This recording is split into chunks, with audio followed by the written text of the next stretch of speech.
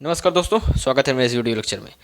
दोस्तों, हमने प्राचीन इतिहास के क्रम में उत्तर भारत के जितने भी साम्राज्य स्थापित हुए या शासक हुए उन सब के विषय में पढ़ लिया है। तो इसी क्रम में दक्षिण भारत में भी कुछ साम्राज्यों का उदय होता है, यानी कि छोटे छोटे राज्यों का उदय होता है। तो उनके विषय में इस वीडियो के माध्यम से आज हम पढ़ेंगे। तो जैसे कि आप देख पा रहे होंगे, लिखा है यहाँ पर दक्षिण भारत का इतिहास। तो उसके पहले हम इसके परिचय के बारे में जान लेते हैं कि दक्षिण भारत के इतिहास का परिचय क्या है। तो लिखा है यहाँ पर कि प्राचीन भारत के इतिहास के क्रम में दक्षिण भारत का भी अपना एक महत्व है। ठीक है। उत्तर भारत के राजवंशों की तरह कुछ छोटे छोटे राजवंशों का उदय दक्षिण भारत में हुआ। यानी कि जैसे हमने जिस प्रकार हमने उत्तर भारत के राजवंशों के बारे में पढ़ा, जिसमें हमने मौर्य साम्राज्य को पढ़ा, गुप्त साम्राज्य को पढ़ा, उसके बाद लास्ट में हर्षवर्धन काल के बारे में पढ़ा। तो उसके बाद कुछ उन्हीं के शासनकाल में, यानी कि जैसे कि यहाँ पर लिखा है कि यदि इन्हें दो खंडों में विभाजित किया जाए तो पहला यह कि जब मौर्यों का शासन चल रहा था तब उस समय दक्षिण में संगम युग का दौर चल रहा था। यानी कि जब मौर्यों का शासनकाल चल रहा था या मौर्यों के बाद जो साम्राज्य स्थापित हुए उन्हीं के शासनकाल में दक्षिण भारत में भी एक युग चल रहा था जिसे संगम युग का नाम दिया गया। ठीक है। दूसरा यह कि जब उत्तर भारत में गुप्त साम्राज्य यानी कि गुप्तों का शासन चल रहा था और उसके बाद फिर हर्षवर्धन का समय आता है, तो हर्ष का शासनकाल चल रहा था, तो उस समय पल्लव, राष्ट्रकूट, चोल, चालुक्य आदि राजवंशों का उदय हुआ। ठीक है। यानी कि उत्तर भारत के शासनकाल के दौरान ही दक्षिण भारत में भी कुछ छोटे छोटे साम्राज्यों का उदय हुआ। जैसे कि पहले हमने आपको बताया कि जब मौर्यों का शासनकाल चल रहा था या उसके बाद मौर्यों के बाद जिनका शासनकाल चल रहा था उस समय संगम युग का दौर चल रहा था दक्षिण में, जिसमें मुख्यतः चोल, चेर और पांडे नामक छोटे छोटे राज्यों का उदय हुआ था। ठीक। उसके बाद फिर जब मौर्यों का शासनकाल समाप्त होता है, उसके बाद के जो साम्राज्य स्थापित होते हैं उनका भी पतन हो जाता है, तो गुप्त साम्राज्य का उदय होता है। तो गुप्त साम्राज्य और हर्षवर्धन के शासनकाल के दौरान ही कुछ और दक्षिण भारत में राजवंशों का उदय होता है, जैसे कि पल्लव, राष्ट्रकूट, चोल, चालुक्य आदि। तो इन सभी साम्राज्यों या राज्यों के विषय में हम आपको धीरे धीरे बताएंगे। इस वीडियो में हम कवर करेंगे संगम युग को, जिसमें मुख्यतः हम चोल, चेर और पांड्य को कवर करेंगे। नेक्स्ट वीडियो में हम आपको पल्लव, राष्ट्रकूट, चोल और चालुक्य के विषय में बताएंगे। ठीक है। तो आई होप आपको परिचय समझ में आया होगा कि जिस तरह उत्तर भारत में राज्यों का उदय हुआ उसी प्रकार दक्षिण में भी राज्यों का उदय हुआ। ठीक है। तो चलिए हम संगम युग के विषय में पढ़ते हैं। तो जैसे कि आप देख पा रहे होंगे, यहाँ पर लिखा है संगम युग, जिसका अर्थ है सम्मेलन या सभा। ठीक है। यानी कि यहाँ पर कवियों द्वारा सम्मेलन हुआ था या एक देखा जाए तो एक सभा हुई थी जिसमें साहित्यिक ग्रंथों का संकलन किया गया था तमिल कवियों के द्वारा। तो उसे ही एक पर्टिकुलर नाम दिया गया संगम युग। ठीक है। तो संगम काल का संबंध यहाँ 100 ईस्वी से लेकर 300 ईस्वी तक है, यानी कि 100 ईस्वी से लेकर 300 ईस्वी के मध्य इसका संबंध माना जाता है, यानी कि इसका समय माना जाता है। इसमें तमिल कवियों के द्वारा तमिल साहित्य की रचना की गई, जिसे संगम साहित्य कहा गया। तो हमने आपको बताया ही कि तमिल कवियों के माध्यम से तमिल साहित्य की रचना की गई इस संगम युग के दौरान। ठीक। और इसका समय 100 ईस्वी से लेकर 300 ईस्वी तक था। ठीक, के मध्य माना जाता है। तो आप इसे ध्यान में रखिएगा। उसके बाद नोट के माध्यम से हमने यहाँ कुछ मेंशन किया है। हमने यहाँ लिखा है कि पांड्य राजाओं 197 यानी कि कुल 197 पांड्य राजाओं के संरक्षण में 3 संगमों का आयोजन किया गया। यानी कि जो ये संगम युग का आयोजन हुआ, यानी कि संगम का तात्पर्य हमने आपको बताया सम्मेलन होता है। तो इन जो सम्मेलनों का आयोजन हुआ था वो कुल 197 पांड्य राजाओं के संरक्षण में हुआ था, वो भी 3 संगमों का आयोजन किया गया था। तो कौन कौन से थे, चलिए बारी बारी हम देख लेते हैं। फर्स्ट संगम हुआ था मदुरई में। किसकी अध्यक्षता में, तो अगस्त ऋषि की अध्यक्षता में ये प्रथम सम्मेलन हुआ था। द्वितीय सम्मेलन हुआ था कपाटपुरम में, उस समय भी अगस्त ऋषि ही इसकी अध्यक्षता कर रहे थे। और तृतीय सम्मेलन हुआ था उत्तरी मदुरई में, या कहीं कहीं इसी मदुरई भी लिखा जाता है। तो जो इसके अध्यक्ष थे वो नक्कीरर थे। ठीक। तो आप इसे भी ध्यान रखिएगा, पूछा जा सकता है आपसे एग्जाम में कि संगम युग का आयोजन कितनी बार हुआ था। तो 3 संगमों का आयोजन हुआ था और किसकी इसकी अध्यक्षता में, तो आप इसे भी ध्यान रखिएगा। ठीक है। तो आई होप आपको ये समझ में आया होगा। चलिए हम आपको राजवंशों के विषय में बताते हैं। जो भी हमने 3 राजवंशों के विषय में आपको बताया, चोल, चेर और पांड्य।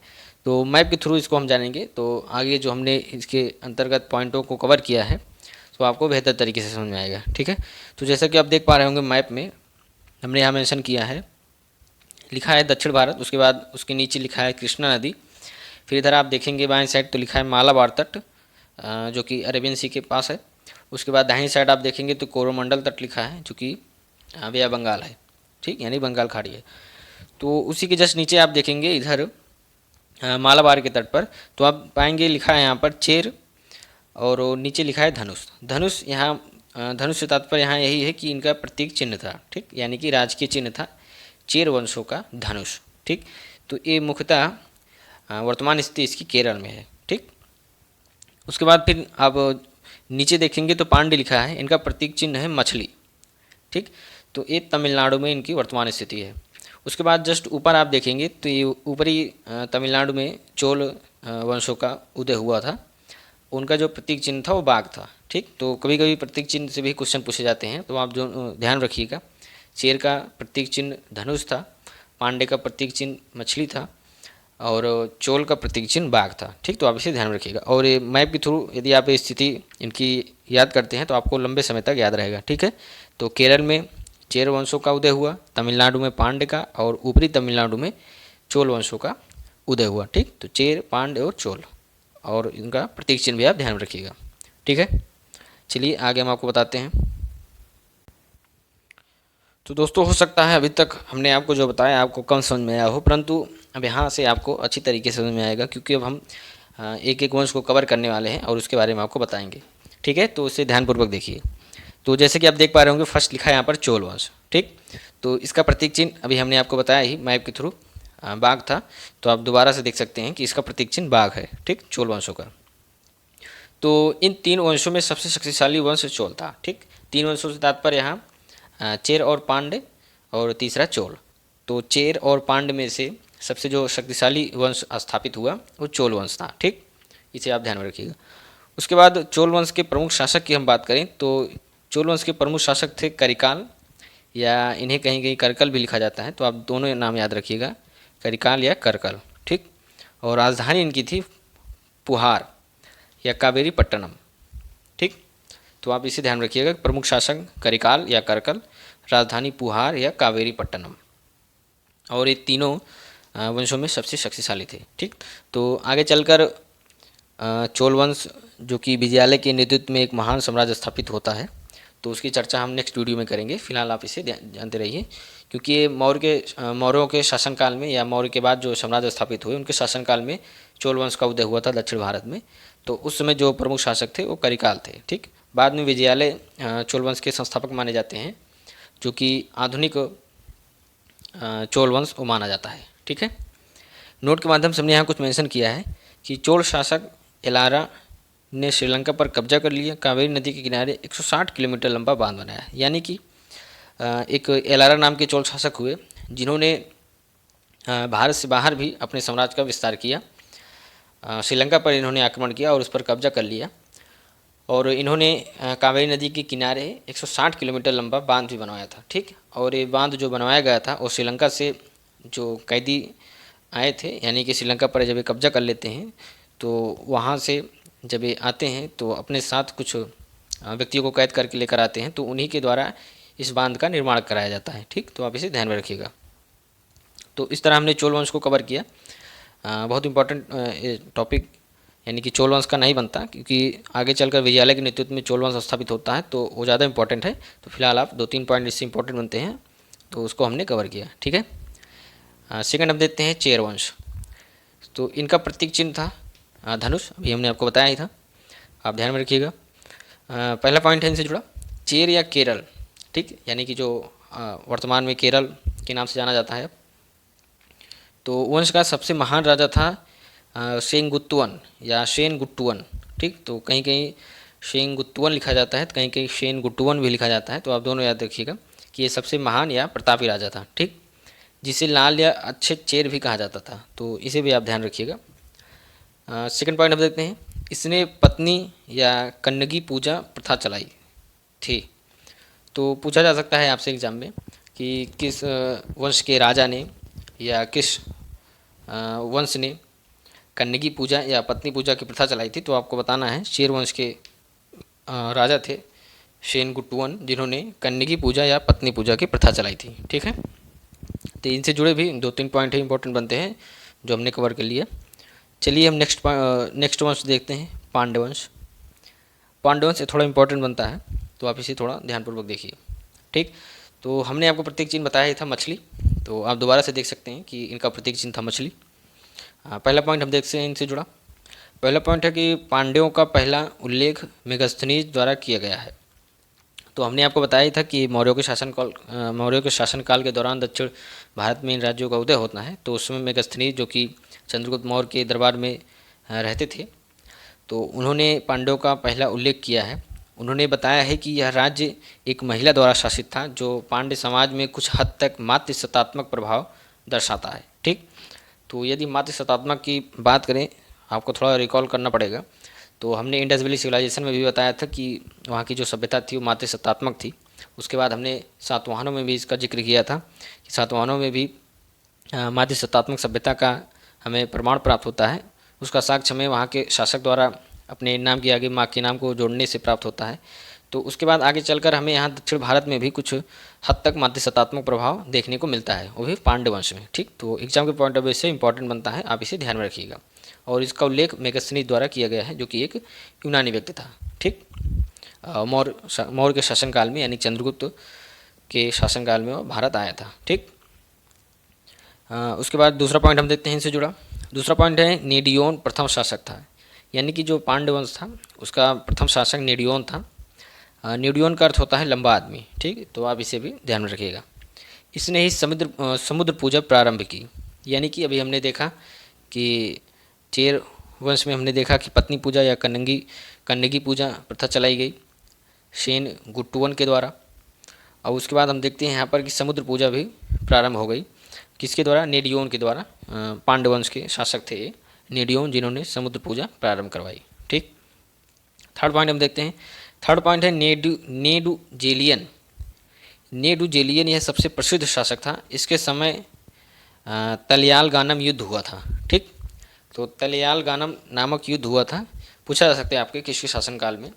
तो पांड्य वंश के शासक थे नेडुजेलियन, इन्हीं के शासनकाल में तलयालगानम नामक युद्ध हुआ था। ठीक, तो आप इसे भी ध्यान में रखिएगा। तो इस तरह से हमने चोल वंश और उसके बाद चेर वंश और लास्ट में पांड्य वंश को कवर किया। तो कुछ ही पॉइंट इनसे इंपॉर्टेंट बनते हैं, तो उन सभी पॉइंटों को हमने कवर कर लिया है।